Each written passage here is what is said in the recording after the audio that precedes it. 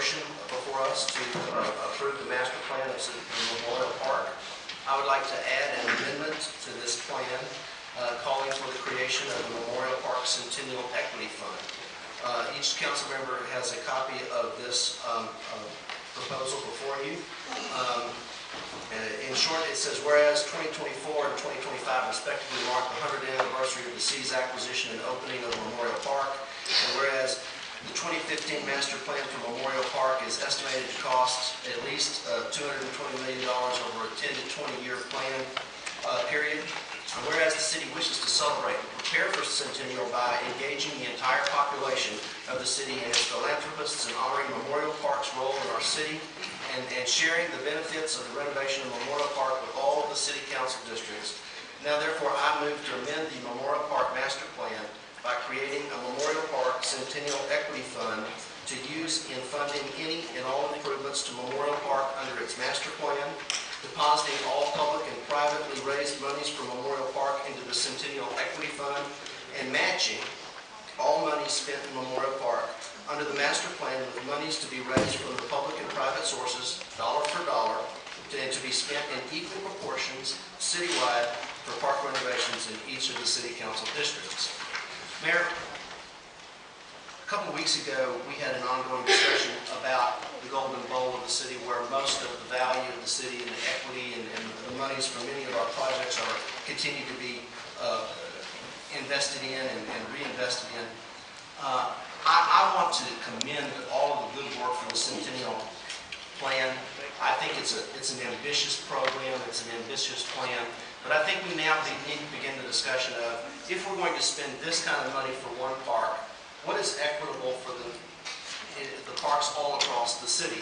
And I'd like to talk about that in a very positive way in the context of the Centennial Equity Fund itself. Just napkin numbers clearly indicate that in the last, I moved to Houston in 1985, and I watched many of our downtown parks be built and rebuilt, renovated and re-renovated multiple times. Memorial Park is just 1.2 miles away from Buffalo Biopark, where we're just spending right at $70 million on renovations. If you come down and look at the Market Square and Jones Plaza, the new downtown park that we just allocated $10 million for people who don't really live there yet, Discovery Green investments of $172 million, Herman Park monies. We clearly have invested in an arc of these parks that are in the center part of this city, in the wealthiest part of this city, in excess of $500 million over the last 10, 15, or 20 years. I just don't think we can find that kind of concentrated investment in parks across the city as we have in this particular area. So therefore, I would like to begin that public discussion about how can we equalize, distribute, save, encourage both the private sector and the public sector to invest in the entireties of our parks. Mayor, my point is not to denigrate any particular project, and certainly, as we say in my office, Joe Turner in the Parks Department runs that department on a shoestring. They certainly they put it together with baling wire and duct tape, and they make it all work. And I want to thank Joe, and I want to thank everybody who's been participating in this particular project. But I think it's time that we have a discussion about how do we share and equalize fundings for parks around the city. What I would envision to happen is let's just take a rough number of $200 million. Well, if you had $200 million and you decided you're going to spend $200 million on Centennial Park, let's make a commitment to raise and spend another $200 million to be divided equally into District A or all the other districts. Council members, what that would mean is that each district could have, in the next 10 to 20 years, have an additional $18 million for investments in our own parks.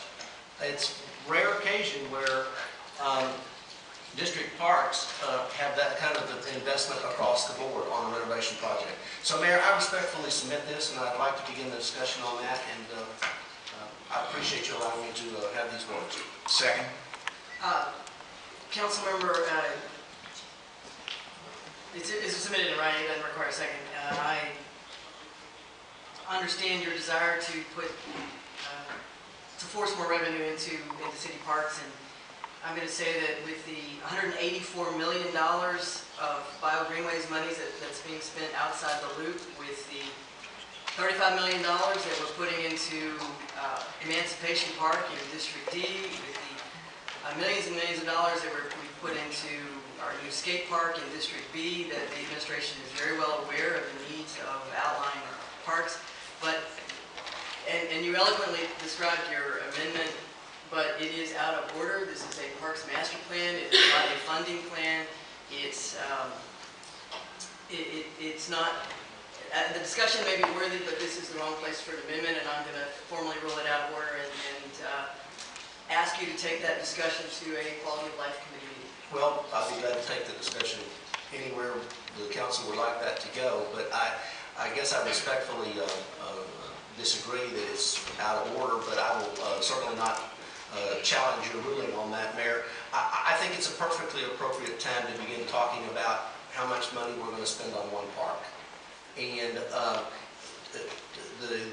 what we're being asked to do today is to approve this proposal, which is a wonderful proposal, and by and large I think I'm going to support it because I think there's some good stuff in it. Every proposal that's ever made, as I said yesterday, you shoot for the stars and hope to get to the moon. And I hope that we can get to the moon on some of this. So this is a mere motion. I think it's really appropriate to begin the question of where does the money come from and how do we equalize that money across the city. But thank you very much, Mayor.